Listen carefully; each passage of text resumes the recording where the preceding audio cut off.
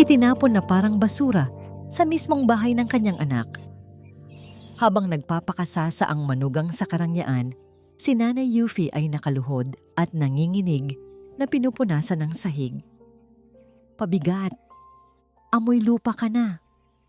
Malupit na bulyaw ni Seth, kasabay ng pagtadyak sa sabaw ng matanda. Ngunit sa likod ng pinto, nakakuyom ang mga kamao ng lalaking nagising sa malagim na katotohanan. Mababawi pa kaya ng isang ina ang nawasak niyang dignidad bago mahuli ang lahat? Kadiri, ilayo mo nga sa akin yung amoy isdang kamay mo. Hindi mo ba naiintindihan na nakakasuka ang amoy mo sa buong bahay? Ang matalim at nakakapasong tinig na yon ni Serafina ay umalingaw-ngaw sa kabuuan ng marangyang kusina. Sa gitna ng malawak na espasyo, nakatayo si Nanay Yuffie, ang 72 taong gulang na ina ni Lian. Nanginginig ang kanyang mga kulubot na kamay habang maingat sanang inilalapag ang isang mangkok ng umuusok na sabaw ng manok na may luya. Ang mismong putaheng sinabi ni Serafina na pinaglilihian nito nung isang gabi. Imbes na pasasalamat, isang marahas na paghawi ang sumalubong sa matanda. Ang mainit na sabaw ay tumilapon, bumuhos sa sahig, at tumalsik sa mga nanginginig na braso ni Nanay Yuffie. Sa likod ng malaking haligi ng kusina, nakatayo si Lian, ang mamahaling pumpon ng mga bulaklak na binili niya bilang sorpresa para sa anibersaryo nila ni Serafina ay dahan-dahang dumulas mula sa kanyang mga daliri, bumagsak sa makinis na marmol nang walang anumang ingay. Parang may pumulupot na alambreng may tinik sa kanyang lalamunan. Sinasakal ang bawat paghinga niya. Nanigas ang kanyang mga binti habang pinagmamasdan ng kanyang ina, ang babaeng nagpakuba. Sa pananahi sa tondo, mapag-aral lamang siya. Na ngayon ay nakaluhod, nagmamadaling pinupulot ang mga basag na piraso ng porselana habang paulit-ulit na humihingi ng tawad sa babaeng nakapamiwang at nandidiring nakatingin sa kanya. Ang pamilyar na tahanan na ipinundar niya mula sa kanyang dugo at pawis ay biglang naging isang nakakapasong impyerno. Nais niyang sumigaw, nais niyang sugurin ang asawa at bawiin ang kanyang ina. Ngunit bago pa man siya makahakbang, napansin niya ang patagong pagpupunas ng luha ni Marites na nagmamadaling lumapit upang linisin ang kalat. Ang takot sa mga mata ng kasambahay ay nagpahiwatig ng isang mas malalim na pang-aabuso. Umatras si Lian, pilit na pinipigilan ang namumuong luha ng puot at pagsisisi. Tumalikod siya at tahimik na lumabas patungo sa garahe, naiwan ang isang nakakabinging tanong sa kanyang isipan. Paano niya nagawang ipagkatiwala ang buhay ng babaeng nagluwal sa kanya sa isang demonyong nagbabalat kayong anghel? Pinaandar ni Lian ang makina ng kanyang sasakyan, hinayaang umugong ito ng sapat upang magbigay hudyat sa mga taong nasa loob ng bahay na siya ay dumating na. Huminga siya ng malalim, pilit na inayos ang kanyang ekspresyon at mabigat ang mga paang humakbang papasok sa pangunahing pinto. Bumungad sa kanya ang isang perpektong tanawin na lalong nagpadurog sa kanyang puso. Patakbong sumalubong sa kanya si Serafina, may matamis na ngiti sa mga labi at mahigpit siyang niyakap. "Babe, ang aga mo naman. Sana nagpasundo ka sa driver." Malambing na wika ni Serafina habang idinadampi ang mga labi sa pisngi ni Lian. Ang halimuyak ng kanyang mamahaling pabango na noon ay nagbibigay ng kapanatagan kay Lian, ngayon ay nagdudulot ng matinding pagduduwal. Naramdaman ni Lian ang mahigpit na pagkakayakap ng asawa, ang paghaplos ng mga daliri nito sa kanyang batok. Bawat haplos ay tila makamandag na ahas na gumagapang sa kanyang balat. Saktong-sakto, ipinagluto ako ni Mami Yuffie ng paborito kong sabaw. Napakabuti talaga ng Mami, dagdag pa ni Serafina. Ang boses ay matamis na matamis. Animoy isang huwarang manugang na walang ibang iniisip kundi ang kapakanan ng pamilya. Napatingin si Lian sa gawin ng kusina. Naroon si Nanay Yuffie, pilit na itinatago sa likuran ang kanyang mga kamay na namumula sa napasong balat. Ang kanyang kupas na duster ay may mantsa pa ng tumalsik na sabaw. Ang kanyang mga mata ay nag-iwas ng tingin. May nakatagong takot na pilit kinukubli ng isang mahiyaing ngiti. Ayos lang si nanay, anak. Kumain ka na ba? Ipaghahanda kita. Nanginginig ngunit malumanay na sambit ng matanda. Ang tinig nito ay basag. May bahid ng pagkapagod na ngayon lamang napansin ni Lian. Opo, ma. Pilit na tugon ni Lian. Ang boses ay garalgal. Salamat po. Hayaan mo na ang mga maid ang maglinis niyan, mami. Magpahinga na po kayo sa kwarto ninyo. Ako na ang bahala sa asawa ko. Nakangiting utos ni Serafina. Ngunit sa likod ng matamis nitong nangiti ay ang isang malamig na banta na palayasin ang matanda sa kanilang paningin. Tumango lamang si Nanay Yuffie, nakayuko at tila isang aliping sumusunod sa kanyang amo. Habang pinagmamasdan ni Lian ang unti-unting paglayo ng makitid na likod ng kanyang ina, nais niyang humagulgol. Gustong yakapin ni Lian ang kanyang ina. Gustong niyang lumuhod at humingi ng kapatawaran sa lahat ng paghihirap nito. Paano niya hindi nakita ang mga senyales, ang mga sugat at pasa na palaging sinasabi ng kanyang ina na nakuha lamang sa pagkadulas o pagtama sa pinto. Ang pag-iwas nitong kumain kasabay nila sa hapagkainan dahil daw mas gusto nitong manood ng telebisyon sa kwarto. Lahat ng iyon ay isang malaking kasinungalingan upang pagtakpan ang kalupitan ng babaeng yakap-yakap niya ngayon. Ngunit alam niyang anumang maling galaw niya ngayon ay maaaring lalong maglagay sa matanda sa kapahamakan. Pilit siyang ngumiti, gumanti ng isang malamig na yakap kay Serafina, kahit na ang kanyang buong pagkatao ay unti-unting nadudurog at namamatay sa loob. Pagsapit ng dilim, nang balutin na ng katahimikan ang buong kabahayan, nagkulong si Lian sa kanyang madilim na opisina. Ibinaba niya ang mga tabing ng bintana. Tinitiyak na walang anumang liwanag ang makalalabas mula sa silid. Ang tanging nagbibigay ng liwanag ay ang monitor ng kanyang computer habang binubuksan niya ang sistema ng mga security camera ng bahay, isang sistemang ipinakabit niya noon upang bantayan ang kaligtasan ng kanyang mag-ina habang siya ay nasa malayo. Ngayon, ito ang magiging saksi sa kanyang sariling pagkawasak. Nag-scroll siya pabalik sa mga nakaraang buwan. Ang bawat kuha ay tila mga punyal na paulit-ulit na itinarak sa kanyang dibdib. Nakita niya kung paano itinatapon ni Serafina sa basurahan ang mga pagkaing maingat na iniluluto ng kanyang ina, habang si Nanay Yuffie ay nakayukong nagpupunas ng mga luha sa gilid ng lababo. Napanood niya ang pamamahiya, ang pagtataas ng boses at ang walang awang panliliit sa matanda sa tuwing aalis siya papuntang opisina. May isang video pa kung saan tinabig ni Serafina ang lumang kahon ng mga liham ni Nanay Yuffie mula sa mga kamag-anak sa probinsya. Pinagsabihan itong nag-iipon ng basura sa loob ng isang bahay na pangmayaman. Ang mga ngiti sa video call na ipinapakita ng kanyang ina noong nasa Singapore, siya ay isa palang patalim na unti-unting pumapatay sa kaluluwa nito. Ang babaeng nagpalaki sa kanya ng may buong dangal ay ginawang basahan sa mismong pamamahay na inilaan niya para rito. Ngunit ang pinakamatinding dagok ay dumating nang mapakinggan niya ang isang nakakonektang audio mula sa sala na na-record noong nakaraang gabi habang siya ay nasa biyahe pa pauwi.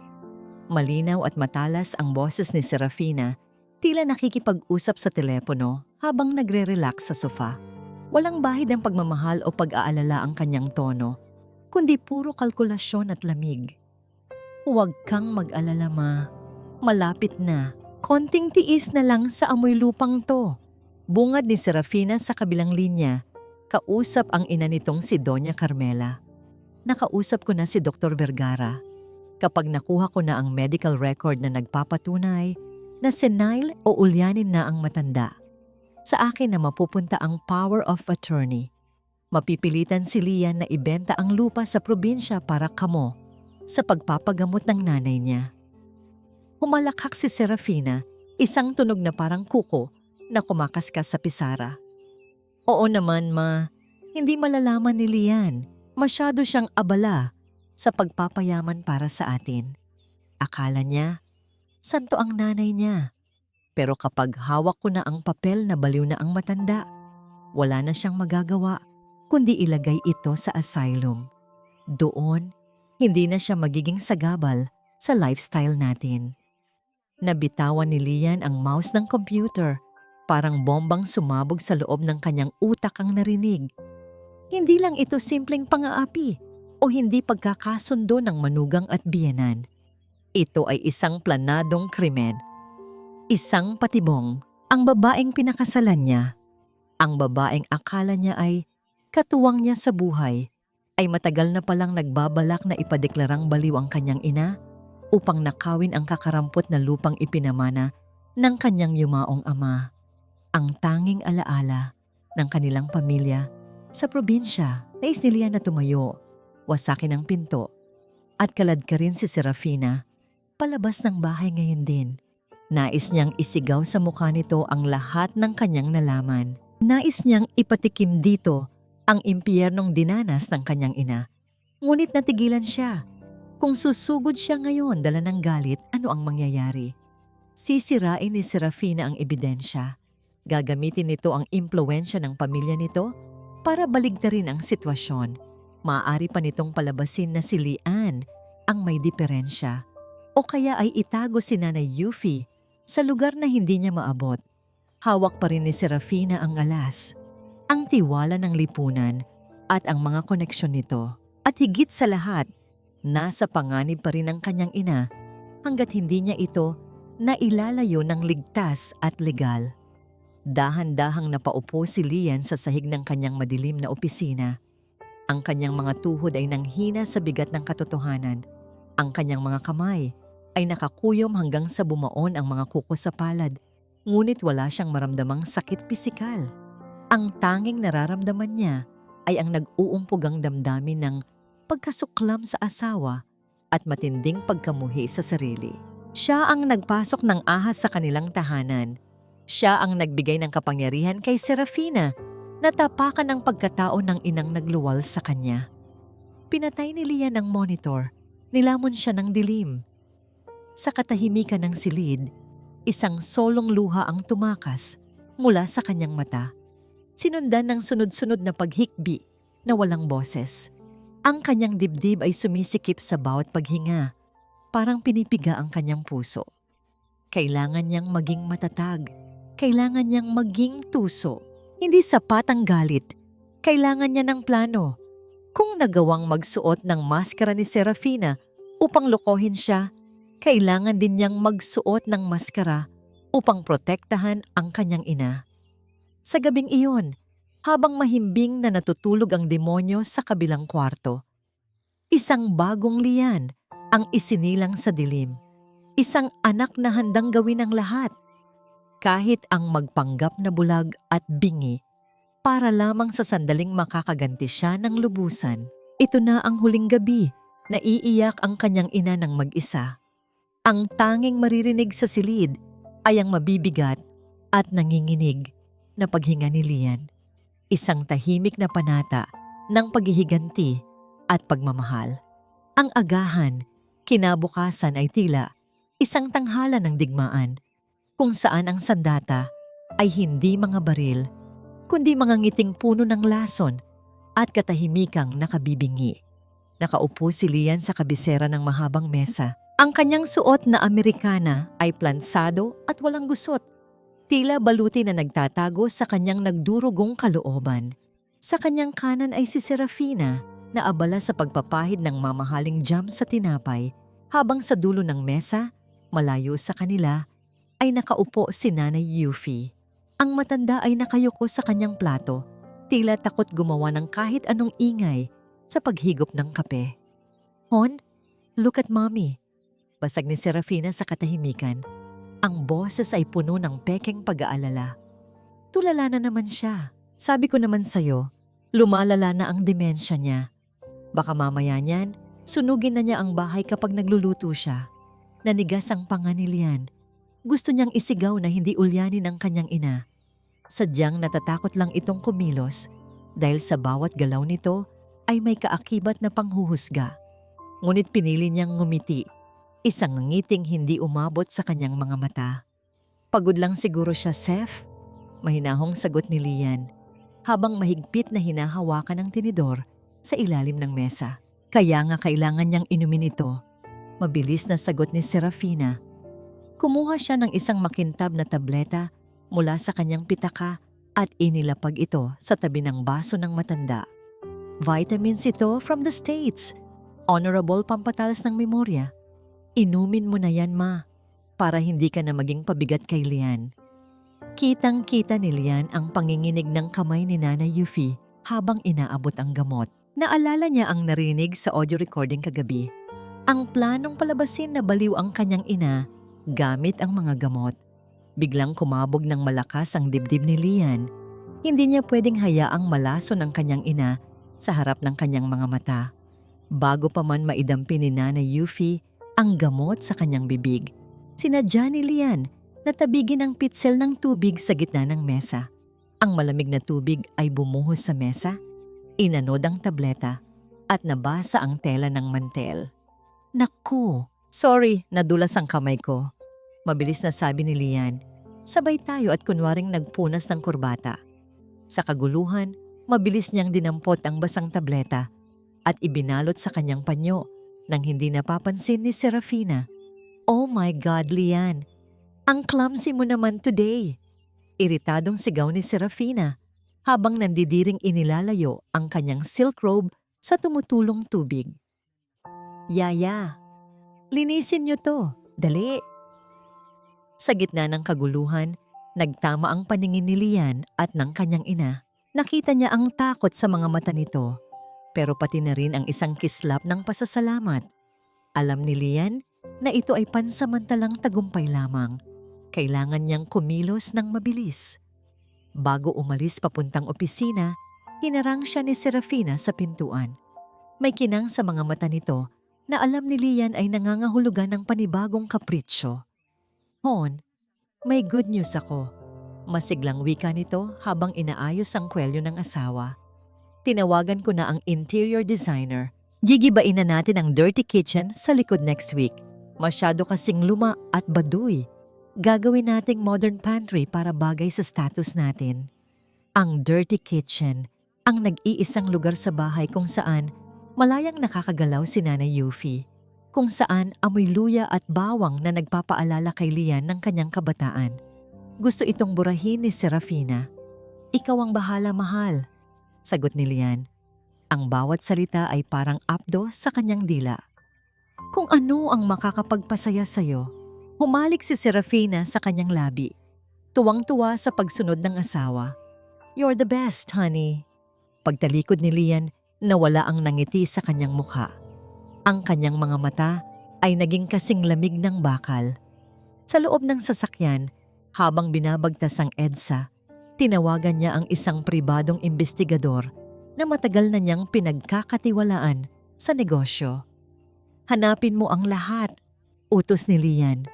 Ang boses ay mababa at seryoso.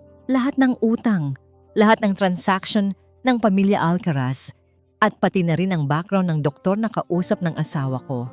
Gusto ko ng resulta bago matapos ang linggong ito. Ang araw sa opisina ay lumipas ng mabagal. Ang isip ni Lian ay wala sa mga kontrata at stock market, kundi nasa bahay, nag-aalala kung ano ang ginagawa ng asawa niya sa kanyang ina. Nakatanggap siya ng isang mensahe mula sa investigador bandang hapon. Sir, may malaking withdrawal sa joint account niyo na nakapangalan sa isang casino at hindi ikaw ang nag-withdraw. Napakuyom si Lian. Nagsisimula nang lumabas ang baho.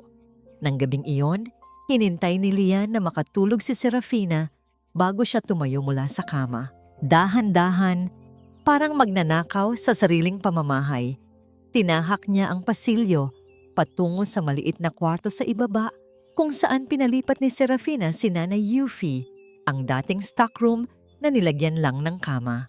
Binuksan niya ang pinto ng dahan-dahan. Ang silid ay masikip at walang bintana.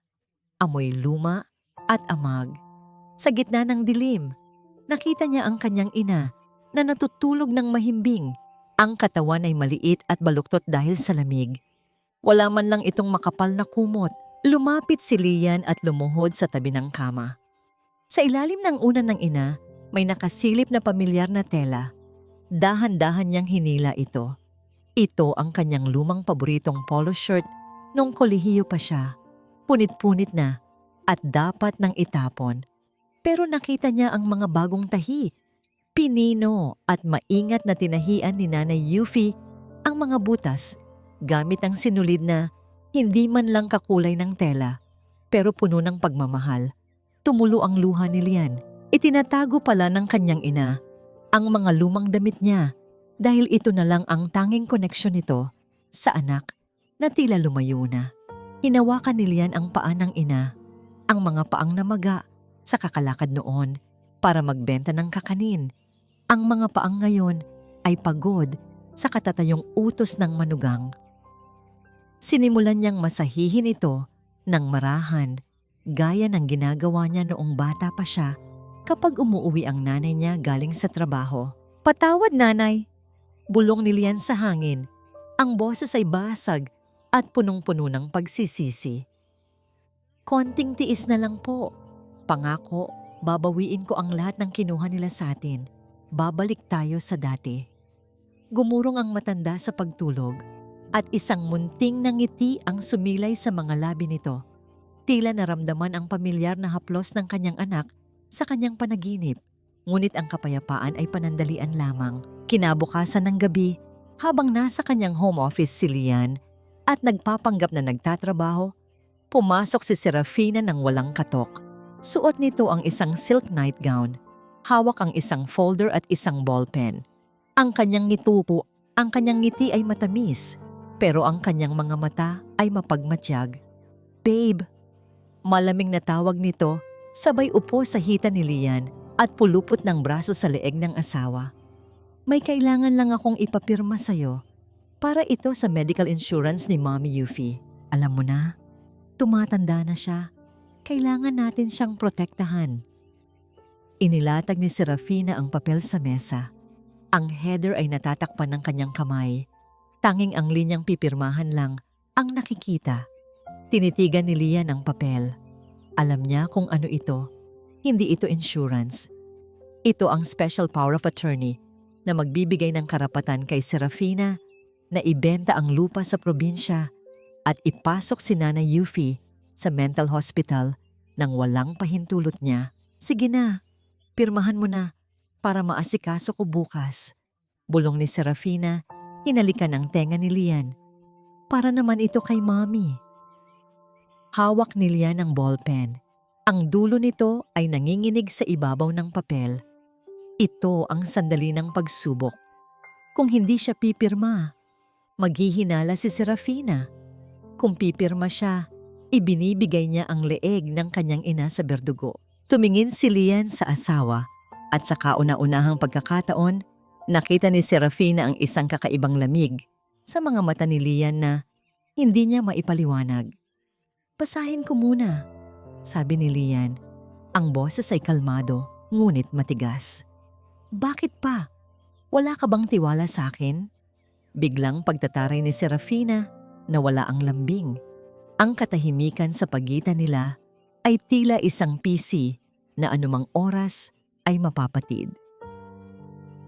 "Gusto kong gibain ang lahat ng ito. As in, tear it down to the ground." Ang matinis na boses ni Serafina ang bumungad sa umaga. Nakatayo siya sa gitna ng makipot at medyo madilim na dirty kitchen sa likod ng bahay. Nakapameywang habang itinuturo ang mga lumang kabinet at ang paboritong kalan ni Nanay Yuffie. Sa kanyang tabi ay nakatayo si Amarisa Risa Saison. Iba siya sa mga kaibigan ni Serafina na laging nakasuot ng makikinang na alahas at matatapang na makeup. Nakasuot lamang si Risa ng simpleng puting polo na nakatupi ang manggas at maong na pantalon. Ang kanyang buhok ay nakapusod ng maayos at ang kanyang mukha ay walang kolorete maliban sa natural na pamumula ng pisngi. Hawak niya ang isang sketchpad, tahimik na nakikinig pero matalas ang mga matang nagmamasid. "Masyadong baduy at luma, Risa. You know what I mean? Amoy probinsya. Gusto ko ng industrial minimalist pantry. Yung Instagrammable. Patuloy na reklamo ni Serafina habang nandidiring hinahawi ang isang lumang kalendaryo sa dingding.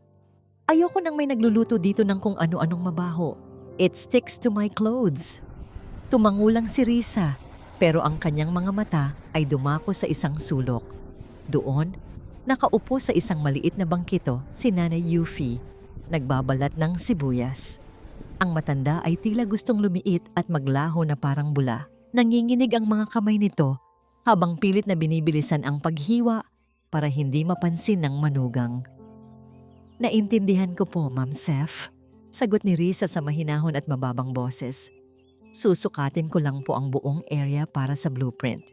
Good, I'll be inside. It's too hot here. Irap ni Serafina bago tumalikod at pumasok sa air-conditioned na main house. Iniwan ng arkitekto kasama ang katulong. Nang makaalis si Serafina, nagbago ang hangin sa kusina.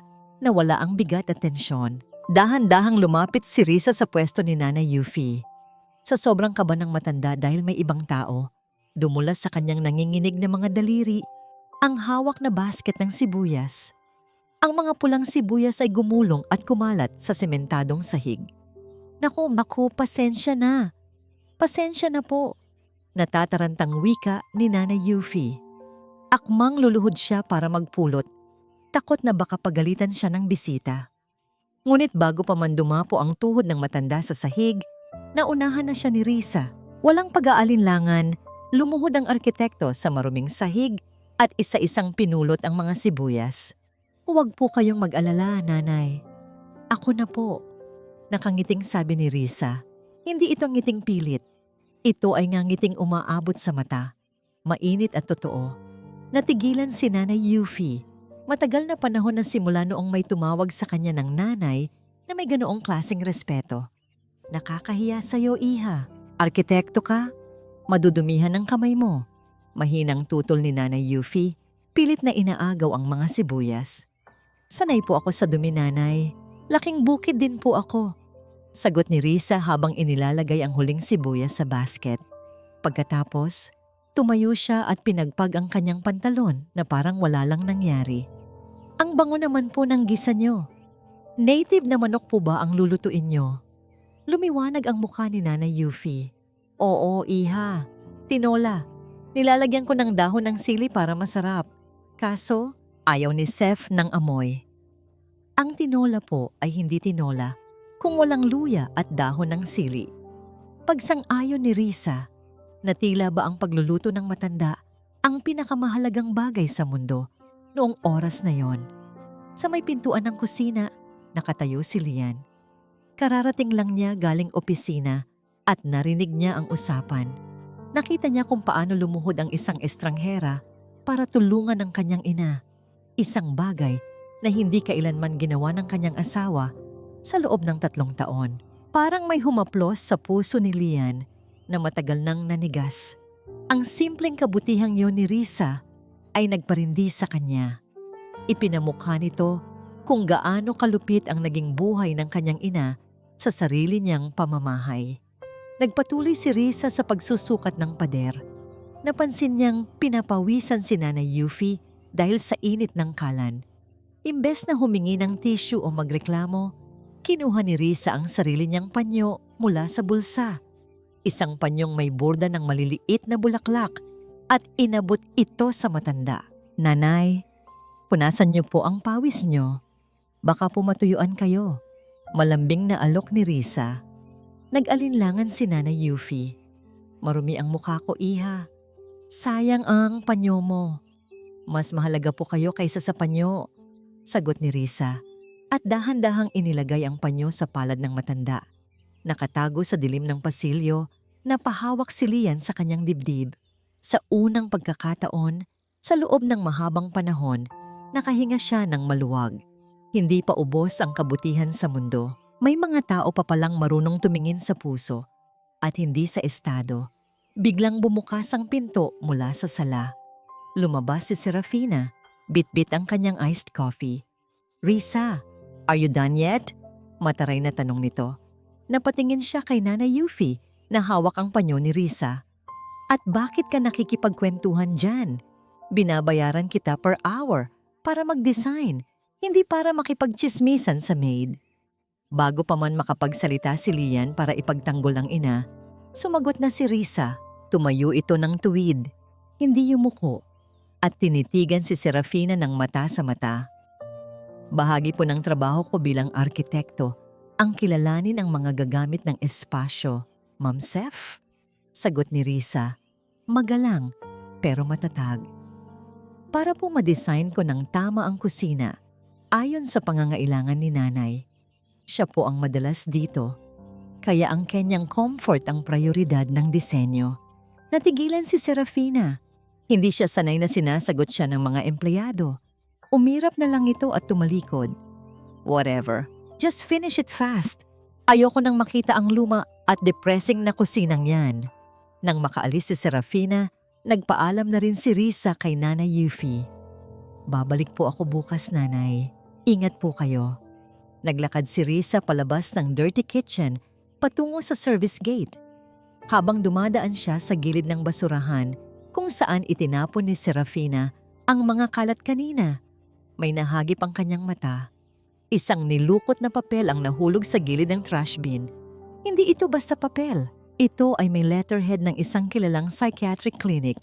Dahil sa likas na pagkamausisa at dahil na rin sa naramdaman niyang kakaibang trato kay Nanay Yufi, mabilis na yumuko si Risa at dinampot ang papel. Inakala niyang resibo lang ito o sketch na itinapon, pero nang buklatin niya ang lukot-lukot na dokumento, nanlaki ang kanyang mga mata. Isa itong draft ng medical certificate. Nakasulat ang pangalan ni Euphrasia Monteclaro, Diagnosis, Advanced Dementia at Psychosis. Recommendation, Immediate Institutionalization. Napahawak si Risa sa kanyang bibig. Tumingin siya pabalik sa kusina, kung saan maayos at matinong nagluluto si Nanay Yufi, ang matandang babaeng nakausap niya ng maayos at may malinaw na isipan kanina lamang. Wala itong demensia. Walang sakit sa pag-iisip ang matanda. Ibinalik ni Risa ang tingin sa papel. Pirma na lang ng doktor ang kulang. Isinilid ni Risa ang nilukot na papel. Sa loob ng kanyang sketchpad, ang kanyang puso ay kumakabog ng mabilis. Alam niyang hindi lang siya basta arkitekto ngayon. May masamang nangyayari sa bahay na ito at hawak niya ang unang piraso ng ebidensya. Sa bintana sa itaas, lihim na nakadungaw si Lian. Nakita niyang dinampot ni Risa ang papel. Nakita niya ang gulat sa mukha nito. At sa sandaling iyon, alam niyang nahanap na niya ang kakamping hinihintay niya. Ang malakas na tawanan mula sa sala ay tumagos sa manipis na dingding ng kwarto ni Nanay Yufi. Ngabing iyon, nagpatawag ng amigas night si Serafina. Ang hangin ay amoy mamahaling pabango at alak, habang ang tunog ng mga kopang nag-uumpugan ay sumasabay sa mga kwentuhan tungkol sa mga bagong Hermes bag at European cruise. Sa loob ng kanyang masikip na silid, nakaramdam ng uhaw si Nanay Yufi. Ilang oras na siyang hindi lumalabas dahil mahigpit na ipinagbawal ni Serafina na magpakita siya kapag may bisita. Nakakahiya ang ayos mo, ang laging sinasabi ng manugang. Ngunit ang tuyong lalamunan ng matanda ay hindi na makapaghihintay. Dahan-dahan, parang isang daga na takot sa pusa, binuksan ni Nanay Yufi ang pinto. Tiniyak niyang walang makakapansin sa kanya habang tinatahak ang gilid ng pasilyo patungo sa kusina. Gusto lang niya ng isang basong tubig, subalit sa kamalas-malasan, habang pabalik na siya, nakasalubong niya si Serafina at ang tatlong kaibigan nito na papunta rin sa kitchen island para kumuha ng yelo. Natigilan ang tawanan. Ang mga mata ng mga donya ay dumako kay Nanay Yufi na nakasuot ng kupas na duster at tsinelas na guma. Oh my God!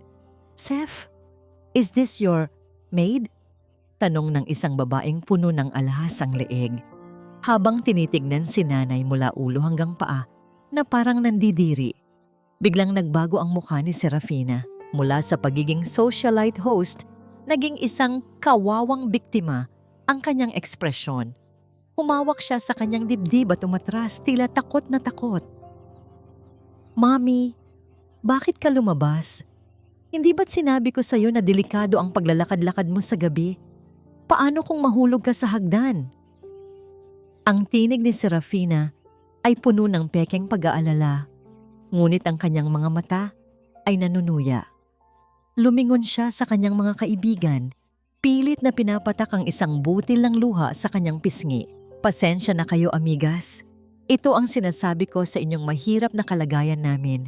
My mother-in-law, her mind is wandering. Minsan, hindi na niya kilala ang sarili niya." "Wala po akong ginagawang masama, Seth. Nauuhaw lang po ako." Mahinang sagot ni Nanay Yuffie. Ang kanyang boses ay nanginginig sa hiya habang nakatitig sa kanya ang 4 na pares ng mapanghusgang mga mata. Biglang napatigil ang isa sa mga kaibigan ni Serafina, si Donna. "Wait! Ang singsing ko, Seth. Ang sapphire ring ko na itinabi ko lang sa tabi ng sink kanina. Wala na." Tila isang kuryenteng gumapang ang kaba sa buong katawan ni Nanay Yuffie. "Hindi ko po kinuha. Wala po akong kinukuha." "Mommy, pakicheck nga ang bulsa mo," utos ni Serafina. Ang kanyang tono ay nagbago mula sa pag-aalala tungo sa isang malamig na utos. "Huwag mong sabihing dahil sa sakit mo ay nakakakuha ka na ng hindi sayo." "Wala po. Tubig lang ang kinuha ko." Hikbi ng matanda. Ngunit hindi nakinig si Serafina. Lumapit siya at marahas na hinalughog ang bulsa ng duster ng matanda. Sa harap ng tawanan at bulungan ng kanyang mga kaibigan, pinilit ni Serafina na ilabas ang lahat ng laman ng bulsa ni Nanay Yuffie. "Luhod, Mommy. Baka nahulog mo sa sahig. Hanapin mo." Madiing bulong ni Serafina. Sapat lang para marinig ng matanda habang ang mga kaibigan nito ay abala sa pag-iinspeksyon sa paligid. Dahil sa takot at sa bigat ng kahihiyan, dahan-dahang lumuhod si Nanay Yuffie sa malamig na sahig. Ang kanyang mga tuhod na may rayuma ay gumaralgal sa sakit. Ngunit mas masakit ang bawat tingin ng mga donyang nakapaligid sa kanya. Habang nakaluhod, pilit niyang kinakapa ang sahig kahit alam niyang wala siyang kinuha. Ang kanyang mga luha ay pumatak sa makinis na marmol, tila mga kristal na nagpapatunay ng kanyang kawalang sala. Sa dilim ng pasilyo, nakatayo si Lian. Ang kanyang mga kamao ay nakakuyom ng ganoon na lamang kahigpit hanggang sa ang kanyang mga kuko ay bumaon sa kanyang balat. Naramdaman niya ang bawat patak ng luha ng kanyang ina sa sarili niyang puso. Gusto niyang sumugod. Gusto niyang itulak ang mga babaeng iyon palabas ng kanyang bahay, ngunit naramdaman niya ang panginginig ng kanyang cellphone sa bulsa. Isang mensahe mula sa kanyang abogado. "Huwag mo na, Lian. Kapag nalaman nilang alam mo na, itatago nila ang matanda. Kailangan nating mahuli ang doktor sa akto bukas." Kinagat ni Lian ang kanyang labi hanggang sa malasahan niya ang pait ng sarili niyang dugo. Kailangan niyang tiisin ang pinakamasakit na tanawin sa kanyang buhay. Ang kanyang ina, ang reyna ng kanyang mundo, na nakaluhod at pinapahiya ng mga taong walang ibang alam kundi ang manghusga. Nagpanggap si Lian na kakawi lamang. Malakas niyang isinara ang pinto ng garahe at humakbang papasok sa sala. "Anong nangyayari dito?" tanong niya. Ang boses ay sadyang ginawang malamig at walang emosyon. "Oh honey, mabuti at nandito ka na." Patakbong lumapit si Serafina sa kanya. Muling isinuot ang maskara ng isang kawawang asawa. "Si Mommy kasi. May nawawalang singsing si Donna. Baka nailagay niya sa kung saan dahil sa ulyanin niya." Tumingin si Lian sa kanyang ina na hanggang ngayon ay nakaluhod pa rin sa sahig. Ang puso ni Lian ay tila dinidikdik sa bawat segundong hindi niya itinataas ang kanyang ina. Ngunit alam niyang bahagi ito ng plano. Lumapit siya, ngunit imbes na yakapin ng ina ay hinawakan lamang niya ito sa braso ng marahan at itinayo. "Tama na yan, Ma. Bumalik na kayo sa kwarto niyo," sabi ni Lian. Ang boses ay tila walang pakialam, ngunit ang haplos ng kanyang mga daliri sa braso ng ina ay puno ng paghingi ng tawad. Pero Lian, wala akong kinuha. Di mahinang sambit ni Nanay Yuffie. Umaasang ang kanyang anak ang magiging kalasag niya. Sabi ko, bumalik na kayo sa kwarto. Ulit ni Lilian. Iniwas ang kanyang tingin dahil hindi na niya kayang makita ang pagkawasak sa mga mata ng ina. Tumalikod ang matanda. Ang kanyang mga balikat ay nakalaylay sa bigat ng kawalang pag-asa. Habang naglalakad siya palayo, narinig pa niya ang mahinang tawanan ni Serafina at ng mga kaibigan nito. Tila isang tagumpay ang naganap na pamamahiya nang makaalis ang mga bisita. At tila bumalik na ang kapayapaan sa bahay. Lumabas si Lian sa balkonahe upang huminga ng sariwang hangin. Doon, nakita niya si Risa na kakatapos lang ayusin ang kanyang mga kagamitan sa labas ng bahay. Ang mukha ni Risa ay puno ng lungkot. Halatang nakita niya ang lahat mula sa bintana ng kusina. Walang imik na lumapit si Risa kay Lian. Hindi siya nagtanong, hindi siya nanghusga. Inabot lamang niya ang isang maliit na bagay na nakuha niya sa ilalim ng sofa kanina habang naglilinis. Lian, ito po ang singsing. Nakita ko pong ihinulog ito ni Ma'am Seth sa ilalim ng sofa bago pa man niya tawagin si Nanay Yuffie. Bulong ni Risa, ang kanyang boses ay puno ng galit at awa. Napakuyom ang mga panga ni Lian. Ang katotohanan ay mas masakit pa kaysa sa kanyang iniisip. Sadya ang lahat. Isang planadong dula upang sirain ang dangal ng kanyang ina. Salamat, Risa. Tanging nasabi ni Lian, itago mo muna yan. Magiging mahalaga yan bukas. Ngunit ang gabi ay hindi pa natatapos. Habang ang buong bahay ay balot na ng katahimikan, isang marahas na tunog ng busina ng sasakyan ang bumasag sa kapayapaan. Isang kulay itim na sasakyan ang huminto sa harap ng kanilang tarangkahan. Bumaba mula rito ang isang babaeng nakasuot ng itim na trench coat, si Doña Carmela, ang ina ni Serafina. Kasunod niya ang dalawang lalaking nakasuot ng puting uniforme, mga orderly mula sa isang pribadong pasilidad. Nandito na kami, Seth, sigaw ni Doña Carmela habang pumapasok sa loob ng bahay ng walang pasabi. Dinala ko na ang mga kukuha sa biyanan mo. Hindi na natin pwedeng patagalin ito. Delikado na siya sa loob ng bahay na ito. Nagising si Nanay Yuffie sa ingay. Lumabas siya ng kanyang kwarto, gulo ang buhok at puno ng takot. Sino po sila? Saan niyo ako dadalhin? Dadalhin ka namin sa isang lugar kung saan ka aalagaan, Mami. Para sa ikabubuti mo ito. Nakangiting sabi ni Serafina habang hawak ang mga papeles na pilit niyang ipinapipirma kay Lian kanina. Lian stood frozen at the top of the stairs. His plan wasn't ready until tomorrow morning. He needed 12 more hours, but the ambulance was already at the door, and the men in white were moving toward his mother. Wait. Lian's voice echoed through the hallway. Anong ibig sabihin nito, Seth? Bakit ngayon na? Dahil hindi na ako makapaghintay, Lian. Nakita mo naman ang nangyari kanina.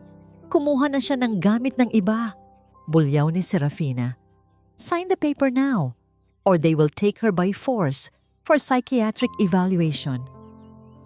Ang puso ni Lian ay tumitibok ng mabilis, tila isang tambol na nagbabanta ng digmaan. Tumingin siya sa kanyang ina na ngayon ay hawak-hawak na ng dalawang lalaki sa magkabilang braso. Tumingin siya kay Risa na nakatayo sa dilim. Ang mga mata nito ay nagsasabing, gawin mo na ang dapat mong gawin. Ngunit bago pa makapagsalita si Lian, isang malakas na tunog ng kampana mula sa simbahan sa malayo ang tumunog, kasabay ng biglang pagkidlat sa madilim na kalangitan. Bukas, kukunin niyo na siya bukas, sabi ni Doña Carmela. Ang kanyang boses ay tila isang hatol ng kamatayan. Ngayong gabi, hayaan niyo muna siyang mag-impake ng kanyang mga kasalanan. The men let go of Nanay Yuffie, leaving her collapsed on the floor, sobbing uncontrollably. Lian's mother looked up at him, her eyes pleading for a savior, but Lian remained silent, his heart a battlefield of love and strategy. Ang katahimikan sa loob ng bahay matapos umalis ng mga orderly ay mas nakakasakal kaysa sa ingay ng kaninang gabi. Ang bawat sulok ng mansyon ay tila may matalas na dulo na humihiwa sa pagkatao ni Lian. Habang naririnig niya ang mahinang halakhak ni Serafina at Doña Carmela mula sa bar area, nagdiriwang sa kanilang munting tagumpay, dahan-dahang lumabas si Lian patungo sa madilim na garden. Doon, sa ilalim ng malungkot na liwanag ng buwan, naghihintay si Risa. Hawak nito ang kanyang sketchpad na tila isang kalasag. Ang simoy ng hangin ay may dalang amoy ng basang lupa at ang pamilyar na halimuyak ng luya na nanggagaling sa damit ni Risa. Isang amoy na nagpaalala kay Lian sa masayang kahapon na ninakaw sa kanya. "Lian," mahinang tawag ni Risa. Ang kanyang tinig ay puno ng habag. Inabot niya ang sapphire ring na nakuha niya kanina. "Ito ang katotohanang itinago nila at may isa pa akong dapat ipakita sa iyo." Inilabas ni Risa ang lukot na papel ng psychiatric report na nakuha niya sa basurahan habang binabasa ni Lian ang bawat salita. Ang pekeng diagnosis, ang malupit na rekomendasyon na ikulong ang kanyang ina. Naramdaman niya ang unti-unting pagtigas ng kanyang puso. Ang pag-ibig na dati niyang nararamdaman para kay Serafina ay tuluyan ng naging abo, tinangay ng hangin ng pagkamuhi. "Salamat, Risa. Hindi ko alam kung paano kita pasasalamatan sa lahat ng ito," bulong ni Lian. Ang kanyang boses ay garalgal, dala ng pagod at uwatang na loob. "Huwag po kayong magpasalamat sa akin," sagot ni Risa habang dahan-dahang idinidampi ang kanyang kamay sa braso ni Lian upang bigyan ito ng lakas. "Ginagawa ko ito dahil ang aking sariling ina ay dumanas din ng ganitong kalupitan bago siya nawala. Alam ko ang pakiramdam ng walang boses, Lian, at hindi ko hahayaang mangyari iyon kay Nanay Yuffie." Sa sandaling iyon, ang kanilang mga daliri ay nagtagpo ng hindi sinasadya. Isang kislap ng koneksyon ang dumaan sa pagitan nila, isang pag-unawa na higit pa sa salita. Sa gitna ng trahedya, nakahanap si Lian ng isang kaluluwang nakakaintindi sa kanyang pait. Biglang lumitaw mula sa dilim si Marites, ang kasambahay. Nanginginig ang kanyang buong katawan at lumingon-lingon sa likod. Tinitiyak na walang nakakakita sa kanya. "Sir Lian." "Ma'am Risa," bulong ni Marites. May dala siyang isang plastik na supot na puno ng mga liham na nanilaw na sa luma. "Patawarin niyo po ako. Ngayon ko lang po ito nailabas. Ipinatago po ito sa akin ni Ma'am Seth para sunugin. Pero hindi ko po kayang gawin." Kinuha ni Lian ang mga liham. Ang mga ito ay mula sa kapatid ni Nanay Yuffie sa probinsya at mula sa bangko. Binuksan niya ang isa. Ang bawat salita ay tila isang sampal sa kanyang mukha. Ang kanyang mga kamag-anak ay matagal nang nagpapadala ng balita. Nagtatanong kung bakit hindi na sumasagot ang matanda. Sinabi ni Serafina kay Nanay Yuffie na kinalimutan na siya ng lahat, na siya ay nag-iisa na sa mundo. Ngunit may isang liham mula sa bangko na nagpatigil sa paghinga ni Lian. Isa itong notice tungkol sa isang lihim na savings account na nakapangalan kay Euphrasia Monteclaro. Ang perang naroon ay naipon mula sa mga lupang ipinagbili ng kanyang yumaong ama. Inilaan para sa magiging apo ni Nanay Yuffie. Kaya pala gustong-gusto nilang makuha ang pirma ni Nanay. Nangangalit na sabi ni Lian. Hindi lang ang lupa sa probinsya ang target nila. Gusto nilang ubusin ang lahat ng meron ang nanay ko, pati na ang dignidad niya. Naramdaman ni Lian ang bigat ng kasalanan ni Serafina. Hindi lang ito simpleng kasakiman. Ito ay sistematikong pagwasak sa isang matanda para sa pera. Ang charity gala na ipinagmamalaki ni Serafina ay gagamitin palang entablado upang ipahiya ang kanyang ina at kunin ang lahat ng yaman nito sa harap ng maraming tao. Biglang tumunog ang cellphone ni Lian. Isang tawag mula kay Serafina mula sa loob ng bahay. "Babe, nasaan ka? Bakit ang tagal mo sa labas?" Ang malambing na boses ni Serafina ay tila isang lason na bumubulong sa kanyang tenga. "Pumasok ka na rito. May mahalaga tayong pag-uusapan tungkol sa charity gala bukas. I need your final approval on everything. Tumingin si Lian kay Risa. Tumango ang arkitekto. Isang senyales na oras na upang ituloy ang plano. Inayos ni Lian ang kanyang sarili, itinago ang mga liham sa kanyang jacket, at pinalakas ang kanyang loob. Pumasok si Lian sa sala kung saan naghihintay ang mag-inang mapanira. Nakaupo si Serafina sa sofa, tila isang reyna, habang si Doña Carmela ay masinsinang nagbabasa ng isang dokumento. "Lian, honey," bati ni Serafina, sabay pulupot ng braso sa leeg ng asawa.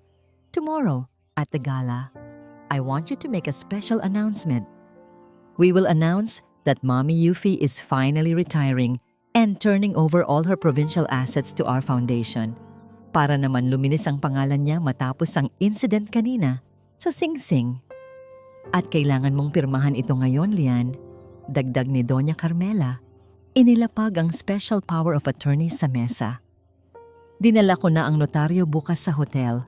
Pirma mo na lang ang kulang para maging legal ang lahat bago namin siya dalhin sa facility." Tumingin si Lian sa papel, pagkatapos ay sa asawa niyang nagpapanggap na nagmamalasakit. Ang bawat selula sa kanyang katawan ay gustong sumigaw, ngunit nanatili siyang kalmado. "Sige, Seth, bukas sa gala," sabi ni Lian. Ang kanyang tinig ay malamig at walang emosyon. "Doon ko gagawin ang lahat ng kailangan mong pirmahan. I want it to be unforgettable." Tuwang-tuwa si Serafina, hindi napansin ang panganib sa mga salita ni Lian. "I knew you'd understand, babe. It's going to be the most talked about event of the year." Habang paakyat si Lian sa kanyang silid, tumigil siya sa tapat ng kwarto ng kanyang ina. Naririnig niya ang mahinang paghikbi ni Nanay Yuffie mula sa loob. Isang tunog na tila isang kampanang nagpapahayag ng kamatayan ng kanyang pasensya. The countdown had begun. 12 hours left before the charity gala. 12 hours left before the mask would be ripped off and the world would see the monster behind the beauty. Ang umaga ng charity gala ay dumating na may kasamang mabigat na kulimlim. Tila nakikiramay ang langit sa nagbabadyang unos sa loob ng mansyon ng mga Monteclaro. Sa loob ng maliit at masikip na silid ni Nanay Yuffie, ang hangin ay naging mapait at mahapdi. "Lagdaan mo na ito, matandang hampas lupa. Huwag mo na kaming pagurin." Ang boses ni Doña Carmela ay parang latigo na humahagupit sa katahimikan. Nakatayo siya sa tapat ng kama ni Nanay Yuffie. Hawak ang isang bantal ng tinta at ang dokumento para sa paglilipat ng lupa. Sa tabi niya, si Serafina ay hindi na nag-abalang magsuot ng maskara. Ang kanyang mukha ay balot ng puot at pagmamadali habang tinitignan ang kanyang mamahaling relo. "Mami, ayaw mo namang mabulok sa kalsada, di ba?" Ani Serafina. Ang kanyang boses ay puno ng pananakot. "Kapag hindi mo ito pinirmahan, sisiguraduhin kong hindi ka na makikita ni Lian kahit kailan. Itatapon kita sa lugar na walang makakahanap sa'yo."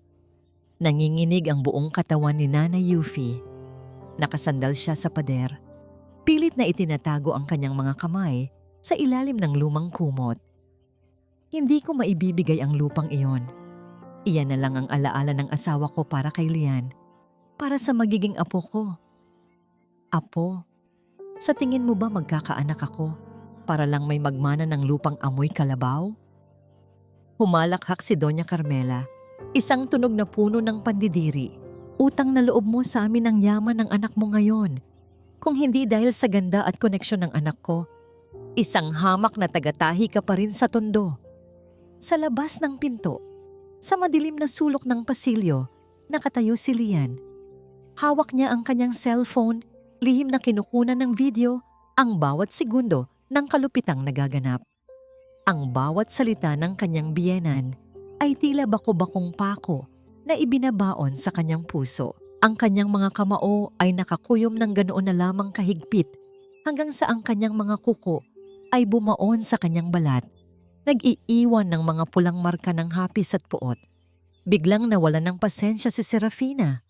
Humakbang siya nang mabilis at marahas na hinablot ang kanang kamay ni Nanay Yuffie.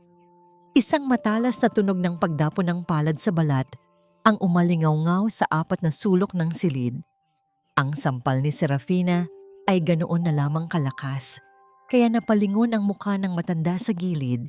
Isang matingkad na pulang marka ng 5 daliri ang mabilis na gumuhit sa kulubot na pisngi ng matanda.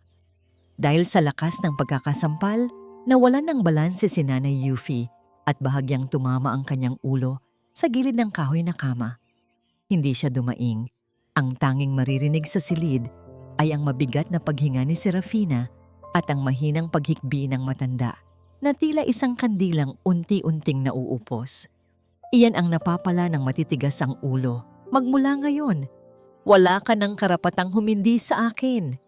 Rinitas ni Serafina habang hinihingal sa galit. Pirma o kamatayan, pumili ka. Sa likod ng pinto, ang mga mata ni Lian ay nagliliyab sa puot na halos hindi na niya makontrol. Ang bawat patak ng luha ng kanyang ina ay tila kumukulong asero na ibinubuhos sa kanyang kaluluwa. Naramdaman niya ang panginginig ng kanyang sariling mga kamay, hindi dahil sa takot, kundi dahil sa matinding pagnanais na tapusin ang lahat ng ito sa isang iglap. Ngunit naalala niya ang mukha ni Risa at ang kanilang pinagkasunduan. Ang hustisya ay hindi nakukuha sa bugso ng damdamin. Ito ay niluluto sa apoy ng pasensya. Huminga ng malalim si Lian, pinilit na pakalmahin ang pintig ng kanyang puso at dahan-dahang pinihit ang hawakan ng pinto. Anong nangyayari dito? Ang kanyang tinig ay malamig, walang emosyon, tila isang estrangherong nagtatanong sa gitna ng daan. Agad na nagbago ang anyo ni Serafina. Mabilis niyang itinago ang kanyang kamay sa likuran at pilit na ngumiti. Kahit na ang kanyang mga mata ay nananatiling nanlilisik. "Babe, kanina ka pa ba dyan?" Mabilis na tanong ni Serafina. Pilit na pinatatamis ang boses. "Wala ito. Inaayos lang namin ang mga gamit ni Mommy para sa gala mamaya. Medyo naging emosyonal lang siya, babe. Alam mo naman ang kondisyon ni Mommy, kung ano-anong nakikita at nararamdaman." Pagpapatuloy ni Serafina habang ang kanyang mga daliri ay pilit na inaayos ang nagulong buhok ni Nanay Yuffie nang may panginginig ng panggigigil. Tinitigan ni Lian ang pisngi ng kanyang ina. Ang bakas ng karahasan ay tila nagliliyab na uling sa kanyang paningin. Ang bawat pintig ng kanyang puso ay tila isang tambol na nagbabanta ng digmaan, ngunit ang kanyang mukha ay nanatiling parang estatwang gawa sa bato. Lumapit siya ng dahan-dahan. Ang amoy ng mamahaling pabango ni Serafina ay tila laso na sumusuffocate sa kanya, habang ang amoy ng luya at paghihirap mula sa kanyang ina ay tila isang tinig na humihingi ng saklolo. Inangat ni Lian ang kanyang kamay. Akala ni Serafina ay hahaplusin siya nito. Ngunit dumaan ang mga daliri ni Lian sa tapat ng namumulang pisngi ni Nanay Yuffie. Isang munting haplos na puno ng libu-libong hingi ng tawad. "Bakit mapula ang pisngi ni Nanay Sef?" tanong ni Lian. Ang kanyang boses ay mahinahon, ngunit ang lamig nito ay sapat na upang magpatahimik sa buong silid. "Ah, iyon ba?" Tumama siya sa gilid ng kama. "Di ba, Mami?" Mabilis na sagot ni Serafina, sabay kurot ng palihim sa braso ng matanda. "Sabi ko naman sa'yo, ulyanin na talaga siya. Hindi na niya kontrolado ang bawat galaw niya." Tumingin si Nanay Yuffie sa kanyang anak. Nakita ni Lian ang panginginig ng mga labi nito. Ang mga matang dati ay puno ng liwanag at pag-asa. Ngayon ay tila 2 tuyong balon na wala nang mailabas na luha. "Hindi masakit, anak. Huwag kang mag-alala. Tama si Sefe. Lampa na ang nanay mo." Mahinang sambit ng matanda. Ang bawat salita ay tila isang punyal na itinarak sa dibdib ni Lian. Ang pagsisinungaling ng kanyang ina upang protektahan siya ay ang pinakamasakit na uri ng pagmamahal na naranasan niya. Ipinikit ni Lian ang kanyang mga mata ng sandali upang pigilan ang nagbabadyang pagsabog ng kanyang emosyon. Dinampot niya ang dokumento sa ibabaw ng kama, ang Special Power of Attorney na kanina pa ipinipilit ng 2 babae. Ako na ang bahala rito, Seth. Ibigay mo na sa akin ang ballpen, sabi ni Lian. Nagkatinginan sina Serafina at Doña Carmela. Ang kanilang mga mata ay nagningning sa katuwaan. Talaga, babe? Pipirmahan mo na.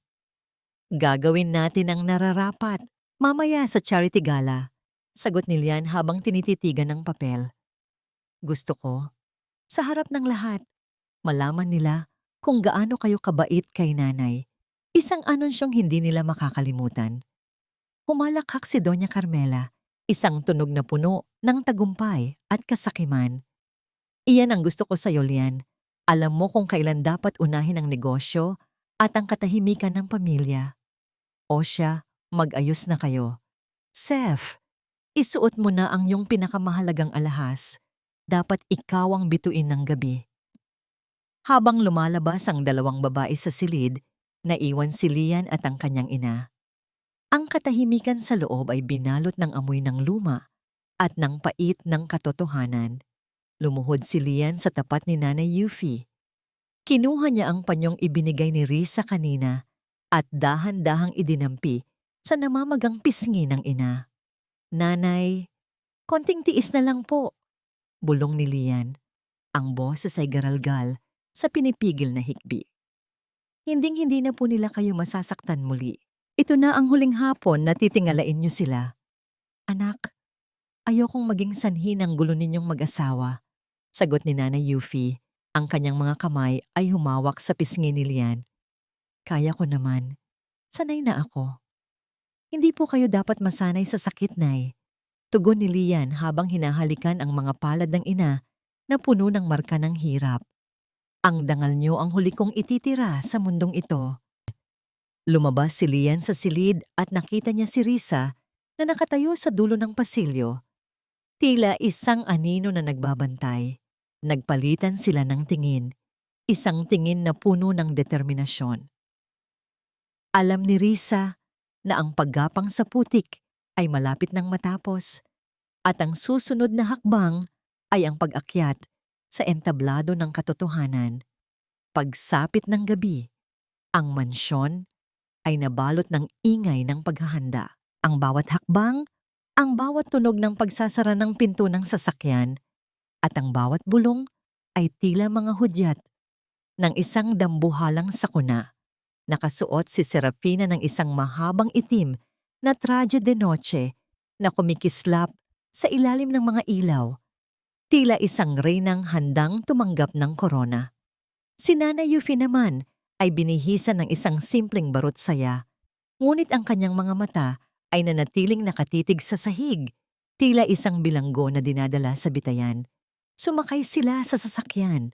Ang bawat pag-ikot ng gulong sa semento ay tila bilang ng segundong natitira bago ang pagbagsak ng maskara. Sa loob ng sasakyan, kinuha ni Lian ang kanyang cellphone at nagpadala ng isang huling mensahe sa pangkat ng tekniko na nakaabang sa hotel. Handa na ang lahat. Huwag kayong hihinto hanggat hindi ko sinasabi. Habang papalapit sila sa Marangyang Hotel kung saan gaganapin ang charity gala, ang mga ilaw ng Makati ay tila mga mapanuyang mata na nakatingin sa kanila. Ang kaba sa dibdib ni Nanay Yuffie ay lalong tumindi. Habang si Serafina ay abala sa pag-aayos ng kanyang lipstick, tinitiyak na perpekto ang kanyang ngiti para sa mga kamera.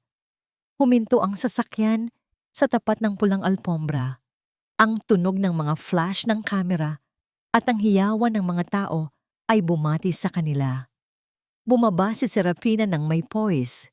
Hawak ang braso ni Lian habang si Nanay Yuffie ay inalalayan ng isang bodyguard sa likuran.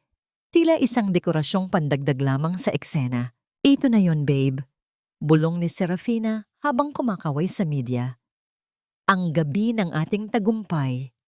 Ngunit sa isip ni Lian, isa lamang ang kaisipang nananaig. Ang entabladong ito na inilaan ni Serafina para sa kanyang sariling karangyaan ay siyang magiging hukay na pagbabaunan ng kanyang lahat ng kasinungalingan. Handa na ang lahat para sa huling pagtatanghal. Ang bawat hakbang sa pulang alpombra ay tila paglakad sa ibabaw ng mga bubog para kay Nanay Yuffie. Sa paligid niya, ang mga dambuhalang kristal na chandelier ng hotel ballroom ay nagbibigay ng nakasisilaw na liwanag, tila mga mapanuyang mata na nagmamasid sa kanyang bawat galaw.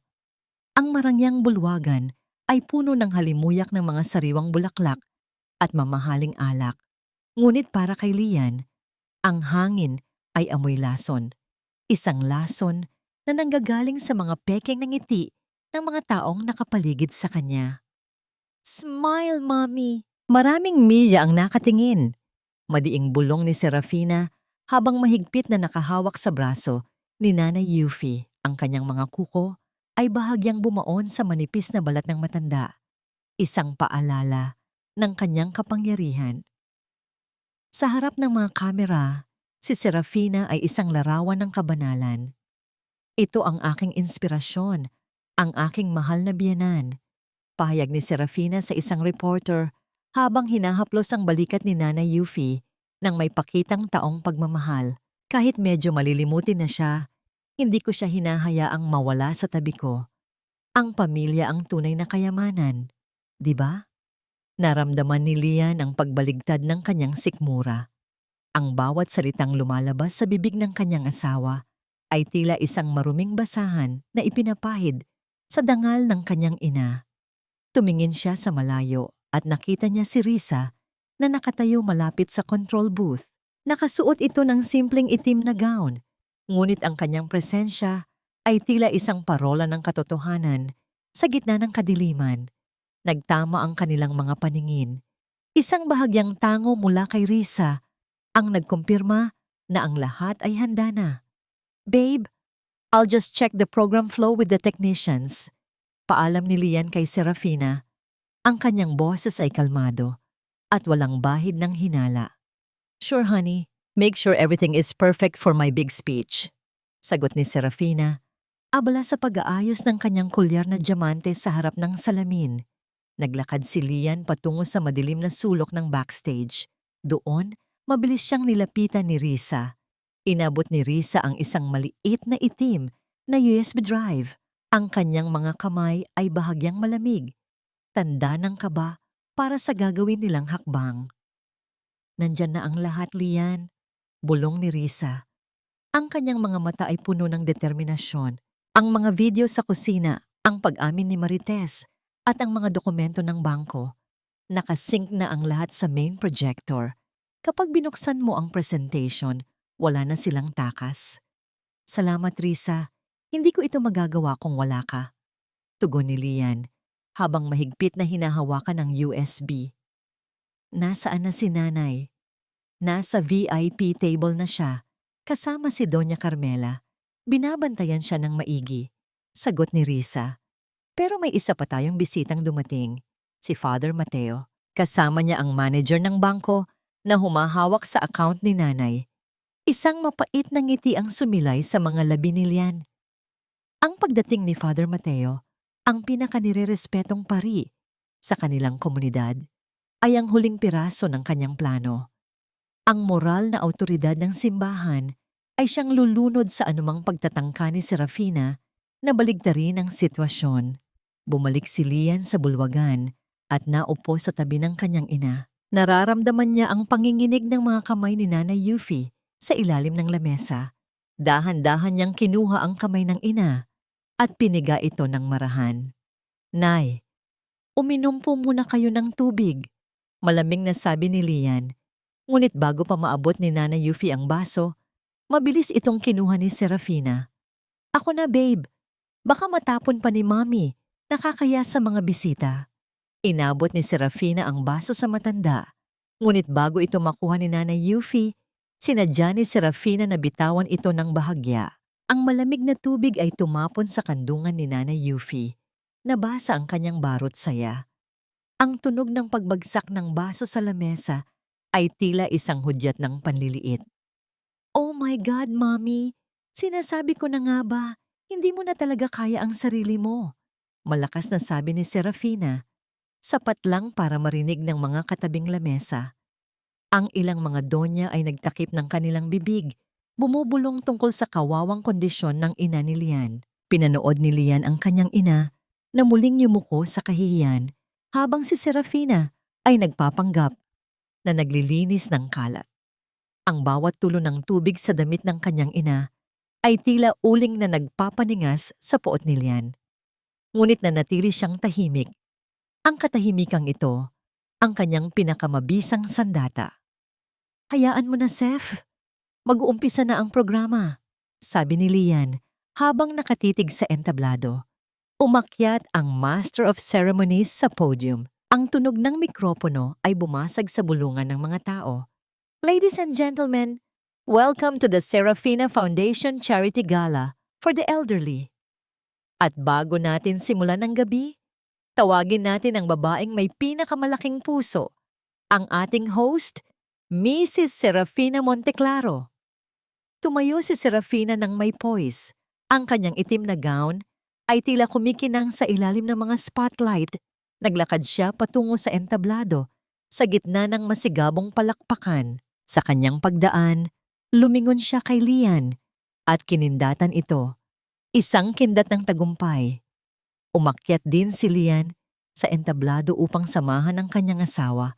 Gaya ng nakaplano, hawak niya ang remote control ng projector. Ang kanyang puso ay tumitibok ng may kaayusan, tila isang makinang handang gumanap ng tungkulin. "Bago tayo magsimula," sabi ni Serafina sa mikropono, ang kanyang boses ay puno ng emosyon. "Gusto ko munang ipakita sa inyo ang isang maikling video. Ito ay tungkol sa pagmamahal at sakripisyo ng aming pamilya para sa aming mahal na Mommy Yuffie. Ito ang patunay na sa kabila ng kanyang karamdaman, ang pag-ibig ang mananaig." Tumingin si Serafina kay Lian. "Honey, please show them our heart." Lian looked at the crowd, then at his wife's triumphant smile, and finally at his mother, who was sitting in the corner, wet and humiliated. He pressed the button. Ang mga ilaw sa bulwagan ay unti-unting namatay. Ang dambuhalang screen sa likod ni Serafina ay nagsimulang magliwanag. Ang mga tao ay natahimik, naghihintay ng isang madamdaming montage ng mga larawan. Ngunit ang unang lumabas sa screen ay hindi isang larawan ng pamilya. Ito ay isang madilim at magaspang na video mula sa isang security camera. Ang petsa ay nakasulat sa gilid. Kahapon lang, ang imahe ni Serafina ay lumitaw sa screen, hiyang-hiya sa sarili habang sinasampal ang isang matandang babaeng nakaluhod sa sahig ng kusina. Ang buong bulwagan ay nabalot ng isang nakakabingbing katahimikan bago ito napalitan ng isang sabay-sabay na singhap ng gulat mula sa mga bisita. Ang bawat panauhin sa loob ng marangyang ballroom ay tila nawalan ng hininga sa nakikitang imahe sa dambuhalang screen. Ang katahimikan ay naging kasing bigat ng isang bato, sapat na upang marinig ang bawat munting paggalaw ng mga kapa at ang mahinang tunog ng mga kubyertos na ibinibitaw sa lamesa. Sa screen, ang mukha ni Serafina ay hindi ang mukha ng isang anghel ng kawanggawa. Ito ay ang mukha ng isang halimaw na puno ng panggigigil habang idinidiin ang kanyang mga daliri sa braso ng isang matandang babaeng umiiyak. "Ano ito? Lian, patayin mo yan. Nagkaroon ng glitch sa sistema." Ang tinig ni Serafina ay gumaralgal. Ang kanyang kamay na hawak ang mikropono ay nanginginig ng ganoon na lamang kabilis, kaya ang tunog nito ay humahagupit sa pandinig ng lahat. Lumingon siya kay Lian. Ang kanyang mga mata ay nanunumbat, nagmamakaawa, at nagbabanta sa iisang tingin. Ngunit ang kanyang asawa ay nanatiling nakatayo ng matuwid. Ang mga kamay ay nasa likuran at ang mukha ay walang kahit anong emosyon na tila isang estatwang gawa sa marmol. "Hindi ito glitch, Seth," mahinahong sagot ni Lian. Ang kanyang boses, na pinalakas ng lapel mic, ay umaling-awngaw sa bawat sulok ng bulwagan. "Ito ang katotohanang matagal mong itinago sa ilalim ng iyong mga mamahaling gown at pekeng ngiti." Hindi huminto ang video. Sumunod na lumabas ang kuha mula sa kusina noong gabing nawala ang sapphire ring ni Donna. Malinaw na nakita ng lahat kung paano kinuha ni Serafina ang sariling singsing ng kaibigan at sadyang isiningit ito sa ilalim ng sofa bago pa man niya tawagin at hiyain si Nanay Yuffie sa harap ng kanyang mga amigas. Ang mga bulungan ay nagsimulang lumakas, tila isang papalapit na bagyo. Ang mga dating tagahanga ni Serafina, ang mga donyang nakikipag-unahan sa paghalik sa kanyang pisngi kanina, ay ngayon ay naglalayo ng kanilang mga upuan. Ang kanilang mga mata ay puno ng pagkabigla at pandidiri. "Lian, itigil mo na ito. Napapahiya na tayo." Sigaw ni Doña Carmela mula sa VIP table. Tumayo ang matandang babae. Ang kanyang mukha ay kasing pula ng alak na nasa kanyang baso. Akmang susugod siya sa entablado upang agawin ang remote. Ngunit hinarangan siya ng 2 security guard na sadyang inutusan ni Lian. "Maupo po kayo, Doña Carmela." Malamig na utos ni Lian. "Kararating pa lang natin sa pinakamahalagang bahagi ng hapunan." Biglang nagbago ang imahe sa screen. Lumabas ang mga dokumentong nakuha ni Risa. Ang draft ng medical certificate na nagdedeklarang baliw si Nanay Yuffie at ang mga bank statement na nagpapakita ng sunod-sunod na malalaking withdrawal mula sa kakarampot na ipon ng matanda. Kasunod nito ay ang boses ni Serafina mula sa audio recording, malinaw na ipinapaliwanag ang plano niyang ilagay ang biyenan sa asylum upang makuha ang lupa sa probinsya. Napahawak si Serafina sa kanyang ulo.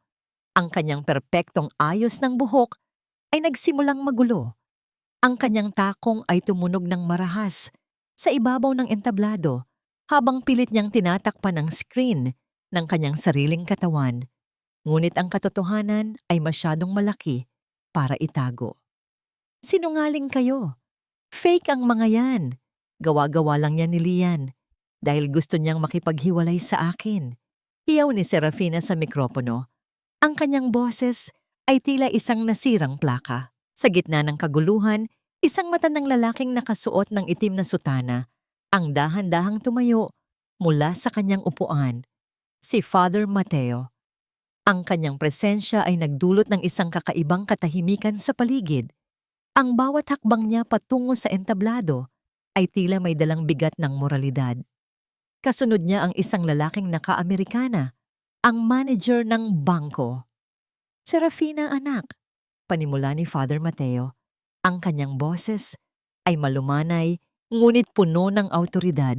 Ang katotohanan ay hindi kailanman nagbibigay ng glitch. Ang kasalanan ay maaari mong itago sa dilim, ngunit ang Diyos ang magdadala nito sa liwanag. Nakita ko ang lahat.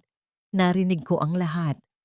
Pati na rin ang mga illegal na transaksyon sa account ni Ginang Euphrasia Monteclaro, dagdag ng bank manager. Ang lahat ng pirma sa mga withdrawal ay napatunayang ginaya lamang. Nabitawan ni Serafina ang mikropono. Ang tunog nito sa sahig ay tila isang hatol ng kamatayan. Napalingon siya sa kanyang ina, ngunit si Doña Carmela ay abala sa pagtatago ng sariling mukha sa likod ng kanyang pamaypay. Tila itinatatwa ang sariling anak upang maisalba ang sariling dangal. Lian walked toward the edge of the stage and looked down at his mother. Nanay Yuffie was sitting there, her eyes wide with tears. But for the first time in months, she wasn't looking at the floor. She was looking at her son. Tonight was supposed to be a charity gala for the elderly, sabi ni Lian. Tinitigan ang bawat panauhin. Ngunit ang tunay na kawanggawa ay nagsisimula sa paggalang sa sarili nating mga magulang sa loob ng sarili nating tahanan. Ang babaeng sinasabi ninyong inspirasyon ay walang iba kundi isang magnanakaw ng dignidad. Isang munting bata ang lumapit kay Nanay Yuffie, si Marites, nadala ang isang basong tubig na malinis at hindi tumatapon. Inalalaya ng kasambahay ang matanda, isang tahimik na pagpapakita ng katapatan na higit pa sa anumang mamahaling alahas. "Ito na ang huling hapunan ng iyong mga kasinungalingan, Serafina." Bulong ni Lian, sapat lang para marinig ng asawa. Tumalikod si Lian at inabot ang kamay sa kanyang ina mula sa entablado. Ngunit bago pa man makaakyat ang matanda, Isang malakas na tunog ng pagbasag ng porselana ang umalingaw-ngaw. Si Serafina, sa kanyang desperasyon, ay kinuha ang isang vase ng bulaklak at ibinato ito sa direksyon ng screen. Ngunit wala itong nagawa, kundi ang magkalat ng tubig at talulot sa sahig. Isang paglalarawan ng kanyang sariling buhay na ngayon ay wasak na wasak. Hindi pa tayo tapos, Lian. Babawiin ko ang lahat. Bulyaw ni Serafina, ang kanyang mukha ay balot ng puot, habang ang mga security guard ay nagsimulang lumapit sa kanya. Lian, hindi mo pwedeng gawin ito sa akin. Asawa mo ako. Ako ang nagbigay sa iyo ng pangalan at mukha sa lipunang ito. Hindi ka rerespetuhin ng mga taong ito kung wala ako sa tabi mo. Ang tinig ni Serafina ay pumiyok sa gitna ng matinis na pagsigaw. Ang kanyang mga kamay na kanina ay maingat na humahawak sa baso ng champagne ay ngayon ay nakakuyom sa kwelyo ng Amerikana ni Lian. Ang bawat salitang binitawan niya ay tila isang desperadong pagtatangka na kumapit sa isang gumuguho ng gusali. Ang diamanteng hikaw na suot niya ay kumikislap sa ilalim ng mga spotlight. Ngunit ang liwanag nito ay tila nanunuyot sa harap ng pawis na humahalo sa kanyang makapal na makeup. Lian remained as still as a mountain, his eyes reflecting a coldness that Serafina had never seen before. Ang mukhang ibinigay mo sa akin, Seth, ay isang maskarang gawa sa pait at luha ng nanay ko. Ang respeto na sinasabi mo, ipinagpalit mo yon sa bawat sampal at bawat panlalait na ibinigay mo sa babaeng nagluwal sa akin. Dahan-dahang tinanggal ni Lian ang mga daliri ni Serafina mula sa kanyang kwelyo, isang daliri sa bawat pagkakataon na tila nagtatapon ng isang maruming basahan. Ang tunay na tunog ng pagbagsak ng karangalan ni Serafina ay hindi ang pagbagsak ng mikropono sa sahig. Ito ay ang mahihinang bulong at marahas na pagtalikod ng mga panauhin sa paligid. Ang mga socialite na dati ay nag-aagawan sa atensyon ni Serafina ay ngayon ay parang mga aninong lumalayo, nandidiri sa amoy ng iskandalong bumabalot sa kanya. Ma, tulungan mo ako. Sabihin mo sa kanila na nagsisinungaling si Lian. Hiyaw ni Serafina, lumingon sa gawin ng VIP table kung saan nakaupo si Doña Carmela. Ngunit ang nakita ni Serafina ay ang pinakamasakit na uri ng pagtataksil. Si Doña Carmela ay dahan-dahang tumayo, hindi upang lapitan ng anak, kundi upang kunin ang kanyang clutch bag at ayusin ang kanyang balabal. Ang matandang babae ay hindi man lang tumingin sa direksyon ng entablado. Ang kanyang mukha ay balot ng isang malamig na katarungan para sa sarili, isang pagtatatwa sa sariling dugo upang maisalba ang natitira niyang reputasyon. Wala akong kinalaman sa mga kalokohan mo, Serafina. Malamig na pahayag ni Doña Carmela, sapat na malakas upang marinig ng mga nasa paligid. Sinasabi ko na nga ba, hindi ka talaga marunong magpahalaga sa pangalang ibinigay ko sa'yo. Lian, pasensya ka na. Hindi ko alam na ganyan pala ang pinalaki kong anak. Ang bawat salita ni Doña Carmela ay tila isang malupit na hatol. Napahawak si Serafina sa kanyang dibdib. Ang kanyang hininga ay naging mababaw at mabilis. Ang mundo na itinayo niya sa ibabaw ng mga diamante at kasinungalingan ay tuluyan ng gumuho. At ang tanging natira ay ang malamig na sahig ng entablado at ang mapanghusgang mga mata ng madla. Security! Pakialalayan na ang dating asawa ko palabas ng gusaling ito, utos ni Lian. Hindi na siya bahagi ng pamilyang ito at hindi na rin siya welcome sa hotel na ito.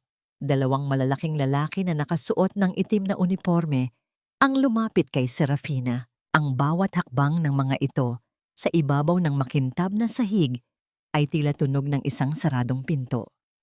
Akmang hahawakan nila si Serafina sa braso, ngunit marahas itong kumawala. Huwag niyo akong hawakan. Kaya kong maglakad ng mag-isa. Bulyaw ni Serafina, ngunit ang kanyang mga binti ay gumaralgal sa panghihina.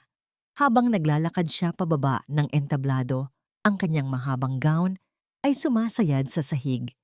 Kumukuha ng mga alikabok at kalat, isang simbolo ng kanyang maruming kinabukasan. Ang bawat hakbang ni Serafina patungo sa pinto ay sinabayan ng mga bulungan. Magnanakaw, walang pusong manugang, demonya. Ang mga salitang ito ay tila mga latigo na humahagupit sa kanyang likuran. Nang makarating siya sa may tarangkahan ng ballroom, lumingon siya sa huling pagkakataon. Nakita niya si Lian na nakaluhod sa tapat ng upuan ni Nanay Yuffie. Hinahalikan ang kamay ng matanda, habang si Risa ay nakatayo sa likuran nila. May hawak na baso ng tubig at isang banayad na ngiti. Ang tanawing iyon, ang pamilyang dati ay kontrolado niya, na ngayon ay malaya na sa kanyang mga kuko. Ang huling pako sa kanyang hukay. Lumabas si Serafina sa lobby ng hotel. Ang malamig na hangin ng gabi sa Makati ay humampas sa kanyang mukha, ngunit hindi ito sapat upang palamigin ang apoy ng kahihiyang nananalatay sa kanyang mga ugat. Sa labas, ang ulan ay nagsimulang pumatak, malalaki at mabibigat na butil na agad na bumasa sa kanyang mamahaling trahe de noche. Walang sasakyang naghihintay sa kanya. Ang driver na dati ay sumusunod sa bawat utos niya ay ngayon ay wala na sa paningin dahil ang lahat ng susi ay binawi na ni Lian. Nakatayo si Serafina sa gilid ng kalsada, basang-basa, habang ang mga diamanteng hikaw niya ay tila nagluluksa. Ang mga sasakyang dumadaan ay nagwiwisik ng maruming tubig mula sa kalsada patungo sa kanyang damit. Ang reyna ng gabi ay naging isang basang sisiw sa isang iglap. Samantala, sa loob ng ballroom, ang atmosfera ay unti-unting gumaan.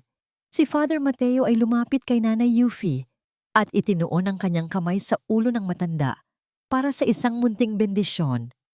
Ang mga luha ni Nanay Yuffie ay hindi na luha ng pait, kundi luha ng isang inang sa wakas ay naramdaman ang proteksyon ng kanyang anak. Nay, tapos na po, bulong ni Lian, habang nakasandal ang kanyang noo sa kamay ng ina.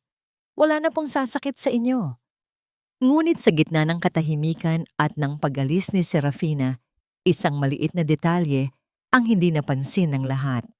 Ang manager ng bangko ay lumapit kay Lian at bumulong ng may pag-aalala.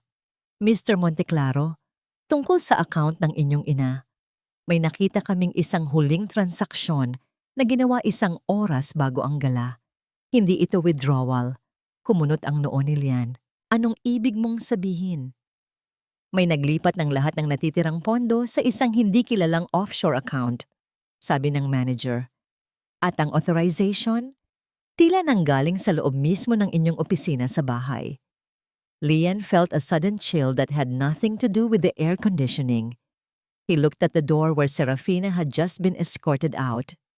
Did she have one last trick up her sleeve, or was there someone else working in the shadows? Ang ulan sa labas ng hotel ay tila mga luhang nagmumula sa puot ng langit, mabibigat at walang itinatangi. Ang bawat patak nito ay humahampas sa mga salaming bintana ng marangyang lobby, lumilikha ng isang malungkot na ritmo na sumasabay sa pintig ng puso ni Lian. Sa gitna ng bulwagan, ang mga huling panauhin ay nagsisimula na ring lumisan. Iniwan ang isang espasyong dati ay puno ng kislap, ngunit ngayon ay balot na ng amoy ng nabulgar na kasinungalingan. Mr. Monteclaro, tungkol sa transaksyon, ang boses ng bank manager ay muling pumutol sa malalim na pag-iisip ni Lian. Sino ang nag-utos nito? Matigas na tanong ni Lian. Ang kanyang paningin ay nakatuon sa pintuan kung saan huling nakita si Serafina. Isang digital authorization na galing sa inyong personal na computer sa bahay, sir. Pero ang tumanggap ng pondo ay ang Alcaraz Holdings, ang kumpanya ng inyong biyenan. Paliwanag ng manager. Isang mapait na tawa ang kumawala sa dibdib ni Lian. Doon niya naintindihan ang lahat. Hindi lang pala si Nanay Yuffie ang biktima rito. Maging si Serafina ay ginamit lamang ng sarili nitong ina. Si Doña Carmela, sa kanyang desperasyong maisalba ang bumabagsak nilang kumpanya, ay hinayaan ng kanyang anak na gumawa ng krimen para lamang makuha ang pera. At ngayong gabi, nang makita ang panganib, ay mabilis na tinalikuran si Serafina upang hindi madamay. Hayaan mo na ang pera, bulong ni Lian. Mas mahalaga ang kalayaan ng nanay ko kaysa sa anumang halaga. Naglakad si Lian patungo sa main entrance. Sa malayo, nakita niya ang isang figura na nakaupo sa gilid ng kalsada, basang-basa at nanginginig. Si Serafina. Ang kanyang itim na gown ay nakadikit sa kanyang katawan, tila isang maruming balat na hindi na niya kayang hubarin. Ang kanyang mga paa ay wala ng sapin, at ang kanyang muka ay puno ng itim na mantsa mula sa kanyang nagkalat na maskara. Lian walked toward her, holding an umbrella. He stopped a few feet away, looking down at the woman who was once the center of his world. Lian, mahinang tawag ni Serafina. Ang kanyang boses ay tila isang hiling mula sa isang naghihingalong kaluluwa. Lian, please, isakay mo ako.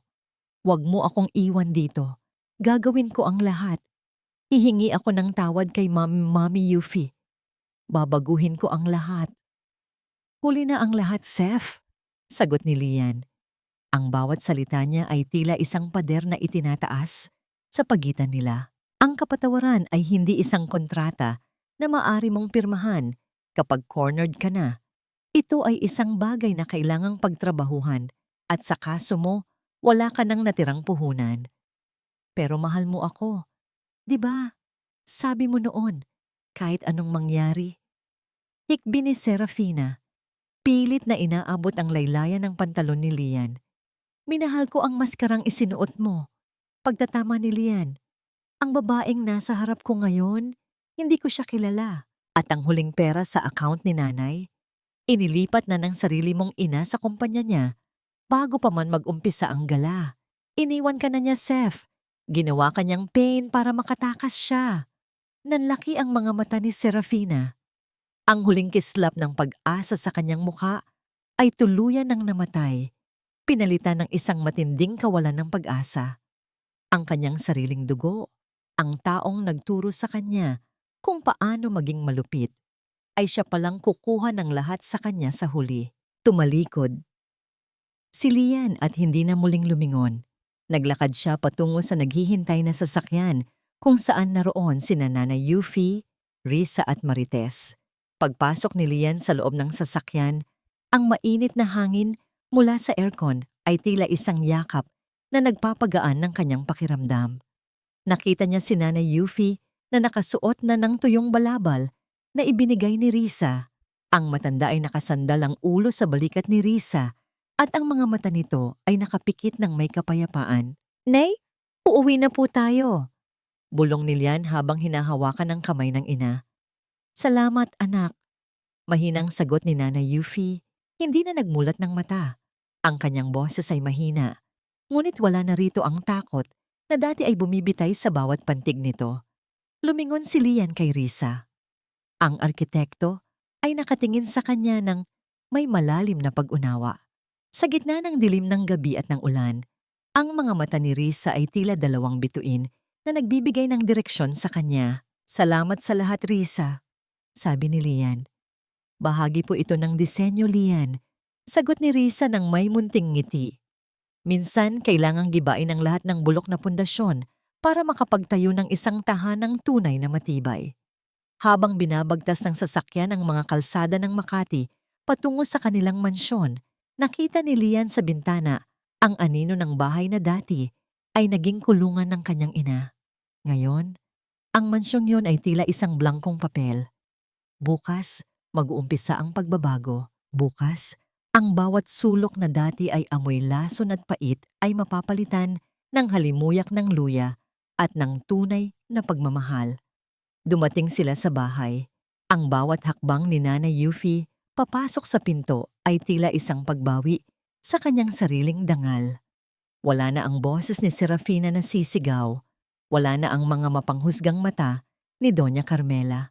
Ang bawat gamit ni Serafina ay maingat nang inilabas ng mga tauhan ni Lian at inilagay sa garahe, handang itapon o ipamigay. Sa gitna ng sala, tumigil si Nanay Yuffie. Tumingala siya sa malaking chandelier. Anak, Gusto ko nang matulog, sabi ng matanda. Pero gusto ko, sa dati nating kwarto, doon sa may bintanang natatanawang araw. Opo, Nay. Doon po kayo matutulog habang buhay, sagot ni Lian. Inalalayan ni Lian at Risa ang matanda paakyat ng hagdan.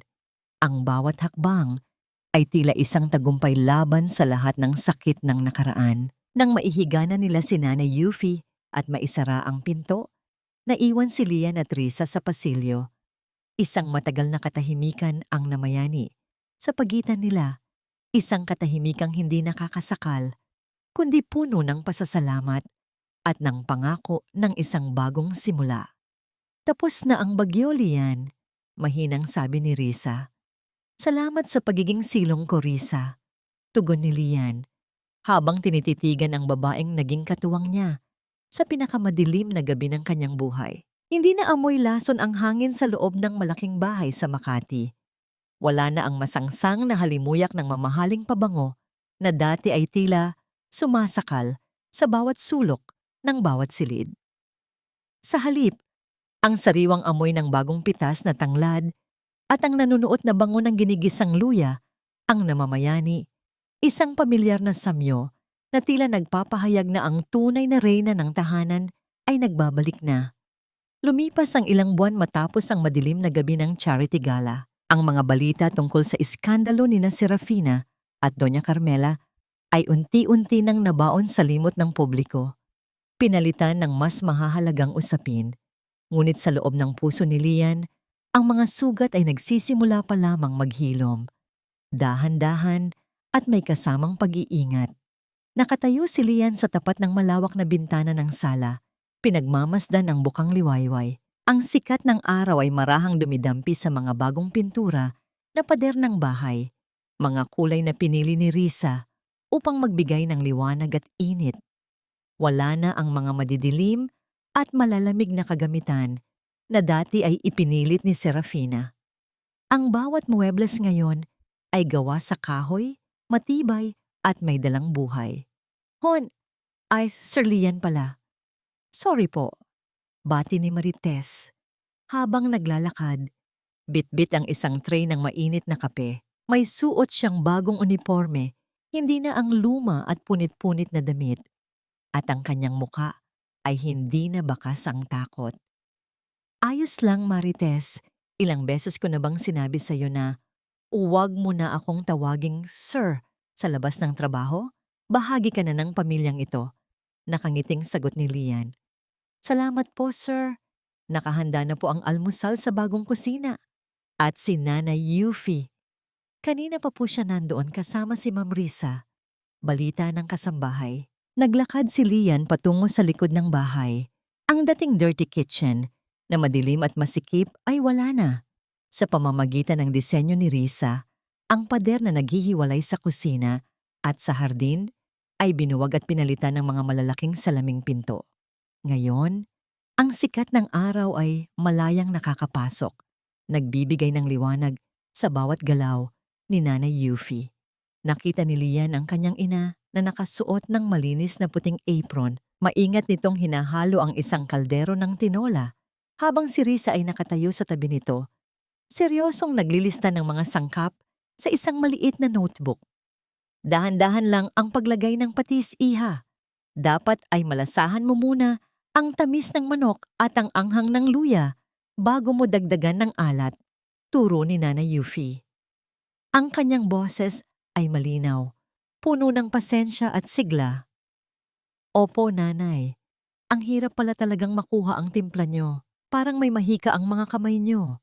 Biro ni Risa, na sinundan ng isang mahinang halakhak ni Nanay Yuffie. Huminto si Lian sa may pintuan. Pinagmamasdan ng dalawang babaeng nagbigay sa kanya ng bagong pag-asa. Ang panginginig ng mga kamay ni Nanay Yuffie ay halos wala na. Ang mga matang dati ay laging nakatingin sa sahig dahil sa hiya. Ngayon ay nagniningning na sa tuwa habang ibinabahagi ang kanyang kaalaman sa pagluluto. Mukhang masarap yan, ah. Singit ni Lian habang lumalapit. Anak, gising ka na pala. Halika, tikman mo itong tinola. Ito ang paborito mong luto na may maraming malunggay. Masayang anyaya ng ina. Kumuha si Lian ng kutsara at tinikman ng sabaw. Ang init nito ay gumapang sa kanyang lalamunan patungo sa kanyang dibdib. Tila isang gamot na nagpapagaling sa lahat ng pait ng nakaraan. Ito ang lasa ng bahay, Nay. Ang lasa na matagal kong hinanap. Nagkatinginan sila ni Risa. Ang arkitekto ay nag-iwas ng tingin ng bahagya. Ngunit ang munting namangiti sa mga labi nito ay sapat na upang malaman ni Lian na pareho sila ng nararamdaman. Ang proyektong ito ay hindi lang tungkol sa pagpapaganda ng bahay. Ito ay tungkol sa pagtatayo muli ng isang pamilyang winasak ng kasakiman. Nang matapos ang almusal, lumabas si Lian at Risa sa garden para pag-usapan ang huling bahagi ng plano. Lian, tungkol doon sa balak mong livelihood center para sa mga kababaihan sa barangay ni Nanay, nakahanda na ang mga permits. Simula ni Risa. Gusto ni Nanay na tawagin itong kusina ng pag-asa. Doon siya magtuturo ng pagluluto at pananahi sa mga nanay na nawalan ng trabaho. Maganda yan, Risa. Gusto kong makita ni Nanay na ang lahat ng paghihirap niya noon ay magiging inspirasyon para sa iba. Sagot ni Lian. At ang tungkol kay Serafina? Mahinahong tanong ni Risa. Huminga ng malalim si Lian. Tumawag ang abogado kahapon. Tapos na ang annulment. Ang kumpanya ng pamilya nila ay tuluyan ng nalugi at kinuha na ng bangko ang lahat ng ari-arian ni Doña Carmela. Balita ko, nasa probinsya sila ngayon, nakatira sa isang maliit na paupahan.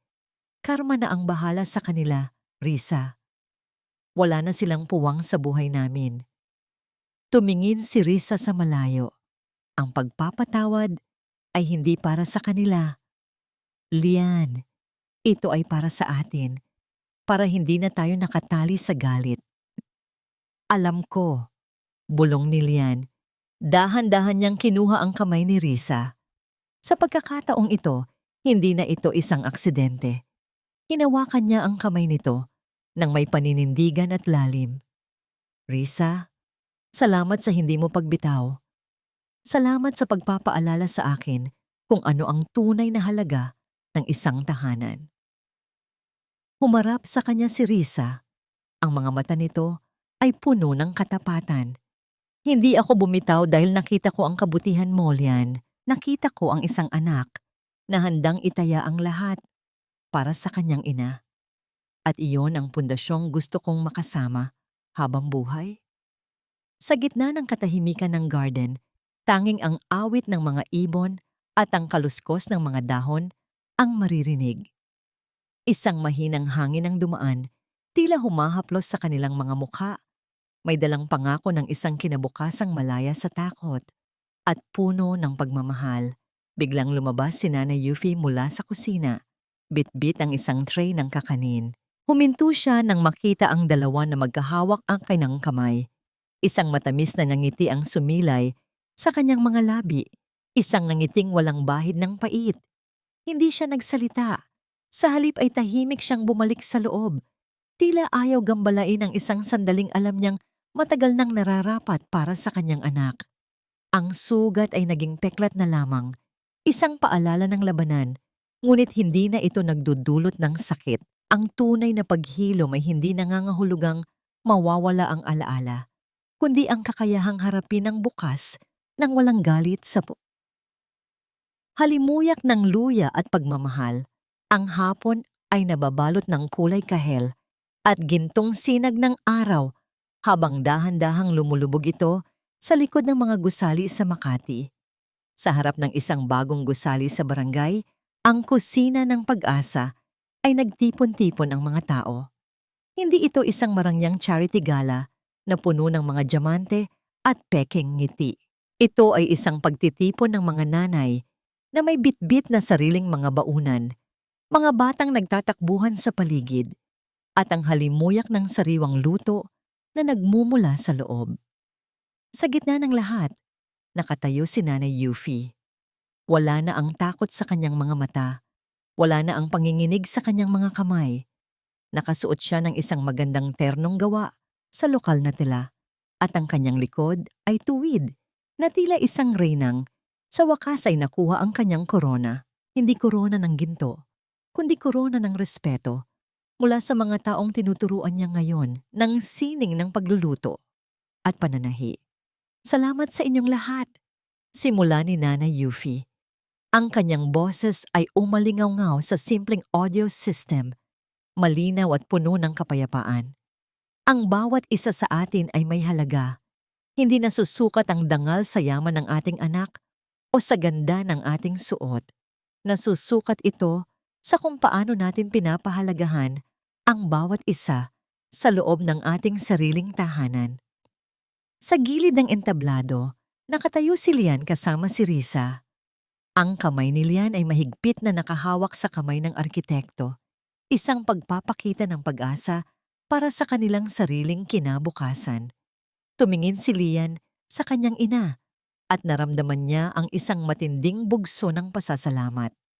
Ang lahat ng hirap at pait na pinagdaanan nila ay tila naglaho na, pinalitan ng isang malalim na pag-unawa sa buhay. Nahanap na ba niya ang kapatawaran, Lian? Mahinang tanong ni Risa habang nakatingin kay Nanay Yuffie. Sa tingin ko, hindi lang kapatawaran ang nahanap ni Nanay. Sagot ni Lian, ang kanyang boses ay puno ng emosyon. Nahanap niya ang kanyang boses. Pinatawad na niya ang nakaraan, hindi dahil karapat-dapat ang mga nanakit sa kanya, kundi dahil karapat-dapat siya sa katahimikan ng isip. Naisip ni Lian si Serafina. Balita niya ay nagtatrabaho ito ngayon bilang isang encoder sa isang maliit na opisina sa probinsya, malayo sa karangyaan at layo sa mga taong dati ay pinapaikot niya. Si Doña Carmela naman ay nababalitang nakatira na lamang sa isang maliit na kwarto. Inabandona ng mga kaibigang dati ay inaalayan niya ng mga regalo. Ang karma ay hindi laging dumarating sa anyo ng kidlat. Minsan, ito ay dumarating sa anyo ng katahimikan at ng pag-iisa. Nang matapos ang programa, bumalik ang pamilya sa kanilang mansyon. Ngunit hindi na ito isang malamig na mansyon. Ito ay isa na ring tahanan. Isang malaking mesa ang nakahanda para sa kanilang hapunan. Nakaupo si Nanay Yuffie sa kabisera, ang kabisera na dati ay ipinagkakait sa kanya.